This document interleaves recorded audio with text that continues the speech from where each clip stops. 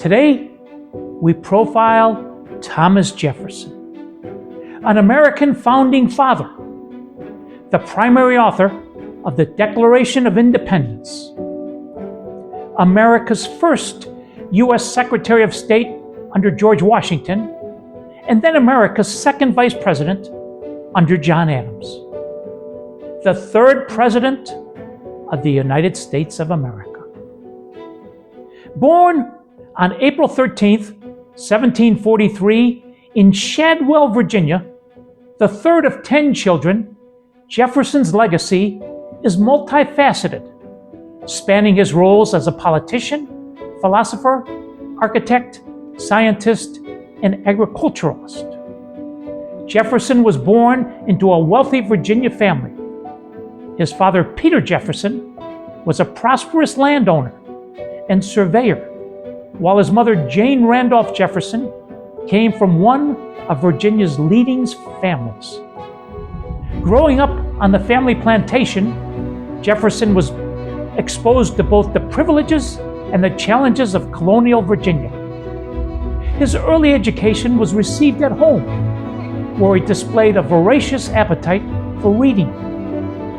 As a teenager, Jefferson studied Latin, Greek, French, and the classics, which would have a lasting impact on his intellectual development. Jefferson graduated in 1762 with a degree in law from the College of William and Mary, though his intellectual pursuits continued to shape his interest throughout his life. He was particularly inspired by the works of Enlightenment thinkers like John Locke, which later informed his political ideas. In 1778, Jefferson began constructing his primary residence, Monticello, the name of which in Italian means little mountain, on a hilltop overlooking his 5,000-acre plantation. Jefferson's early political career began in Virginia's colonial legislature, the House of Burgesses, where he was first elected in 1769. As tensions between the American colonies and Great Britain escalated, Jefferson became an outspoken critic of British colonial policies, particularly the Stamp Act and the Intolerable Acts. His 1774 pamphlet, A Summary View of the Rights of British America, articulated the colony's grievances against Britain and expressed the need for independence, marking him as a leader in the burgeoning independence movement. In 1775, Jefferson was selected as a delegate to the Continental Congress. During the summer of 1776, he was appointed to the committee and was tasked with being the primary author of the Declaration of Independence. Over the course of several weeks, Jefferson wrote in isolation what would become one of the most important documents in American history. The Declaration asserted the colony's right to break free from British rule and outlined the philosophical foundation of the new nation, drawing heavily from Enlightenment ideas about natural rights and the social contract.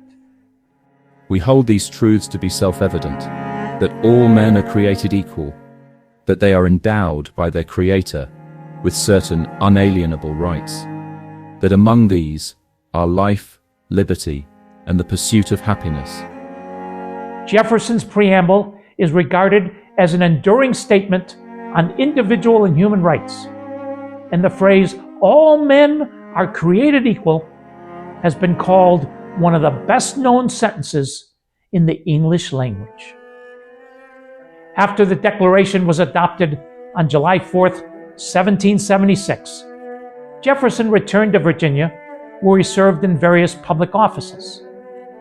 He was appointed governor of Virginia in 1779, a role he held during some of the most turbulent years of the Revolutionary War. Jefferson's tenure as governor was marked by both successes and challenges as Virginia's resources were stretched thin by the demands of war.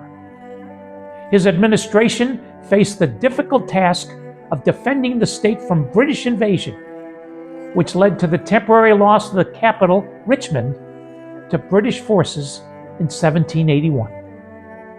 After the war, Jefferson's political career continued to rise.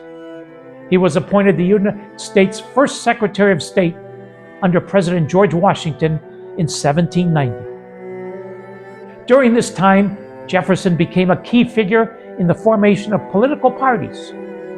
He strongly disagreed with the policies of Alexander Hamilton, Washington's Secretary of the Treasury, which led to the development of the Democratic Republican Party. Jefferson's party advocated for a limited federal government and greater states' rights, while Hamilton's Federalist Party favored a strong centralized government. In 1800, Jefferson was elected as the third president of the United States, defeating incumbent John Adams in a contentious election. His presidency marked a turning point in American politics as he sought to implement the principles of limited government and individual liberty. One of his first major acts was to reduce the size and scope of the federal government, cutting military expenditures and reducing the national debt. He also sought to promote agricultural expansion and reduce federal interference in the economy. A significant event during Jefferson's presidency was the Louisiana Purchase in 1803. After negotiating with France, Jefferson acquired a vast territory from the French, doubling the geographical size of the United States.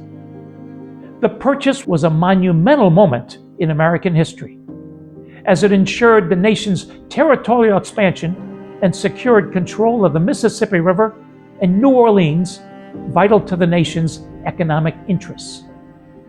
Jefferson's presidency also saw the Lewis and Clark expedition, which he commissioned in 1804 to explore the newly acquired Western territories.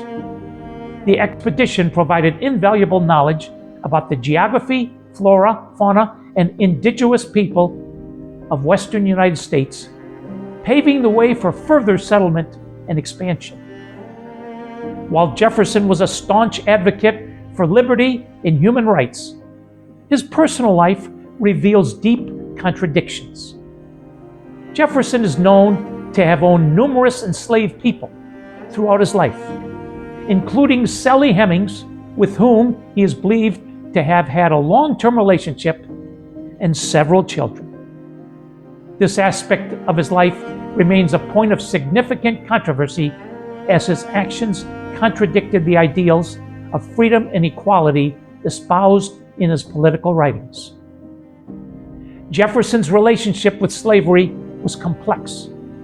He publicly expressed opposition to the institution and even made efforts to limit its expansion, but he never took decisive action to end it.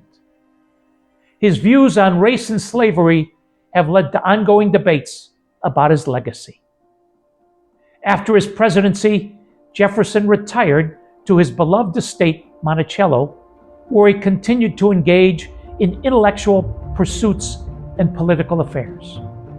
He founded the University of Virginia in 1819, believing that education was crucial for the preservation of a republic. Jefferson passed away on July 4th, 1826, the 50th anniversary of the Declaration of Independence, an event that many saw as a fitting conclusion to his life's work. The Jefferson Memorial sits on the tidal basin in Washington, D.C., and features a large marble statue of Jefferson surrounded by inscriptions of his writings. Today, Thomas Jefferson's legacy is celebrated for his contributions to American democracy, his advocacy for liberty, and his vision of a nation grounded in Enlightenment principles. His life and work remain central to the story of the United States, and his influence endures in the country's political philosophy and institutions. Here are some quotes by Thomas Jefferson. We hold these truths to be self-evident, that all men are created equal, that they are endowed by their Creator with certain unalienable rights, that among these are life, liberty, and the pursuit of happiness. Honesty is the first chapter in the book of wisdom. Whenever you do a thing, act as if all the world were watching. I like the dreams of the future better than the history of the past. One man with courage is a majority. He who knows best knows how little he knows. When angry, count to 10 before you speak. If very angry, count to 100. In matters of style, swim with the current. In matters of principle, stand like a rock. Jefferson wrote this letter on March 8th, 1806. Sir, you some time ago were so kind as to enclose me Captain B. Clement's receipt of February 7th for a box directed to me from Marseille, which promised to deliver the same at Washington. Hearing nothing of this vessel, the schooner Olive Branch, I sent a servant to Alexandria to inquire for her. He returned with information that she had been there and here a fortnight ago. He has now spent 2 days in examining the different warehouses at Georgetown and Washington, but cannot find that the captain left my box.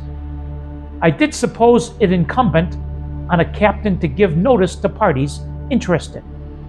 I am obliged to ask the favor of you to have inquiry made from him on this subject and to be so good as to communicate it to me. I'm sorry to give you the trouble, but I have no other means of obtaining information. Accept my salutations and assurances of great respect, Thomas Jefferson. That's the story of Thomas Jefferson. Thank you for watching. If you enjoy these messages of inspiration and hope, please like, subscribe, and share them with family and friends. And until we meet again, please remember, with God, anything is possible spoke.